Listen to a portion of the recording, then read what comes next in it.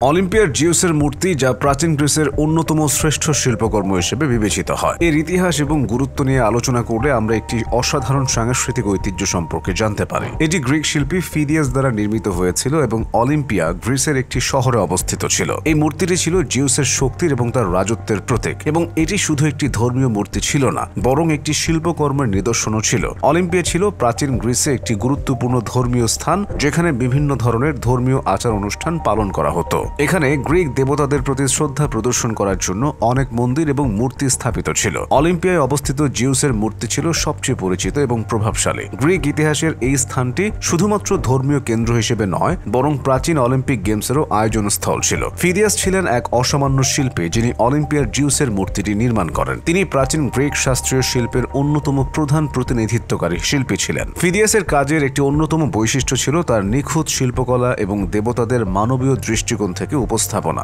জিউসের মূর্তি ছিল প্রায় 12 মিটার উচ্চতায় নির্মিত, যা একটি বিশাল আকারের শিলা নির্মাণ ছিল। এটি ছিল একটি চিত্রকলা, যেটি তৈরির সময় ব্যবহৃত হয়েছে সোনালী এবং হাড়ের মতো মূল্যবান পদার্থ। মূর্তির মধ্যে জিউসকে সোনালী পোশাক পরিহিত এবং তার হাতে বিজয়ের প্রতীক নাইকো দেবীর একটি মূর্তি ধারণ করতে দেখা যায়। মূর্তির অঙ্গ প্রত্যঙ্গের পরিপূর্ণতা এবং মানবিক গঠন তার স্থাপত্যগত সৌন্দর্যের এক অন্যতম পরিচয় ছিল। এই মূর্তিটি কেবলমাত্র একটি আর্কিটেকচারাল ফিচার ছিল না, বরং এটি গ্রিক সমাজের ধর্মীয় এবং সাংস্কৃতিক জীবনের গুরুত্বপূর্ণ অংশ ছিল। গ্রিক ধর্মে জিউস ছিলেন আকাশ এবং বজ্রের দেবতা, এবং তাকে পৃষ্ঠপোষকতা, আইন এবং শৃঙ্খলার দেবতা হিসেবে পূজা করা হতো। অলিম্পিয়ার জিউসের মূর্তি ছিল এই দেবতার শক্তি এবং মহিমার প্রতীক। এছাড়া এটি পুরাতন গ্রিসের সাংস্কৃতিক সমৃদ্ধির একটি চিহ্ন হিসেবে বিবেচিত হয়। যখন গ্রিকরা তাদের সংস্কৃতির বিভিন্ন দিক তুলে ধরতে চেয়েছিল, তখন অলিম্পিয়া ছিল তার অন্যতম কেন্দ্র। অলিম্পিয়ার জিউসের মূর্তিটি সেখানে সকল ধর্মীয় অনুষ্ঠান এবং উৎসবের কেন্দ্রবিন্দু ছিল, যা গ্রিকদের জন্য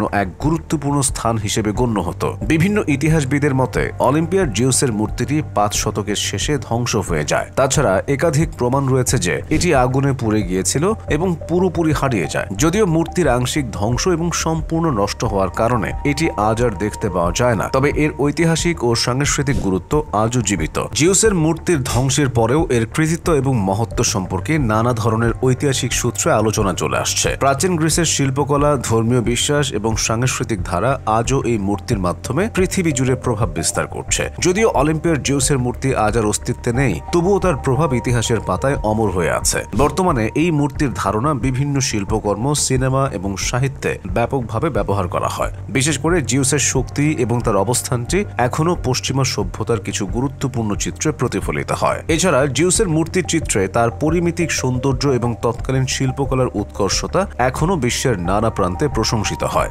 অলিম্পিয়া এবং এই মূর্তি নিয়ে অনেক প্রাচীন গ্রন্থ এবং রচনা লেখা হয়েছে, যা প্রাচীন গ্রিসের ইতিহাস এবং সংস্কৃতির প্রতি আমাদের আগ্রহ আরও বাড়িয়ে দেয়।